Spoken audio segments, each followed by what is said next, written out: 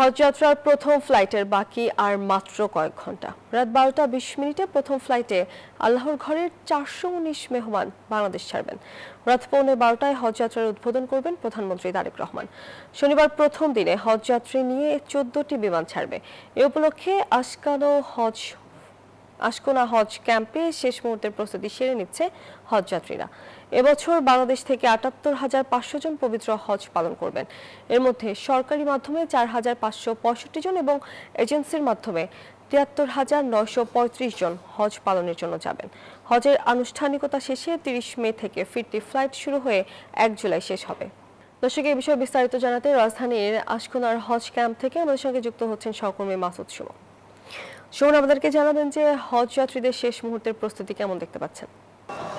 ধন্যবাদ। আপনারা যেমনটি বলছিলেন, আজ ঠিক রাত 12:20 419 জন হজ প্রত্যাশী নিয়ে এই বাংলাদেশ এয়ারলাইন্সের একটি বিমান এই বাংলাদেশ ছেড়ে যাবেন এবং সেই উপলক্ষে এখন পর্যন্ত যেমনটি দেখছেন এই আশকোনা হজ ক্যাম্পে যতই বেলা গড়াচ্ছে ততই এই হজ প্রত্যাশীরা আল্লাহর ঘরে মেহমানরা এখানে আসছেন এবং ডরমিটরিতে অবস্থান করছেন। শেষ মুহূর্তের যেই সব কাজগুলো রয়েছে, বিশেষ করে কিছু কাগজপত্র নেয়া এজেন্সির কাছ থেকে, এবং যদিও নসুক কার্ড আগেই দেওয়ার কথা ছিল, এখন নতুন সিদ্ধান্ত হয়েছে সেটি সৌদি পৌঁছানোর পরে দেবে, ফলে সেই জায়গাটি এখন আর করা হচ্ছে না এবং আনুষঙ্গিক কাজগুলো এখানে করে নিচ্ছেন।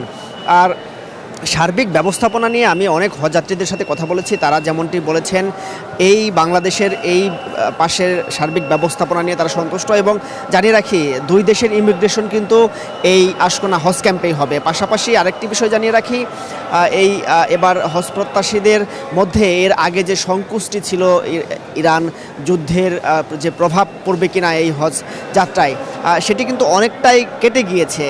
বিশেষ করে প্রধানমন্ত্রী এবং ধর্মমন্ত্রীর বিভিন্ন পদক্ষেপ এবং সৌদি সরকারের বিভিন্ন পদক্ষেপে তারা সন্তুষ্ট এবং এখন তারা উৎফুল্ল অবস্থায় রয়েছেন। কখন সেই পবিত্র নগরীতে পৌঁছাবেন সেই অপেক্ষা করছেন।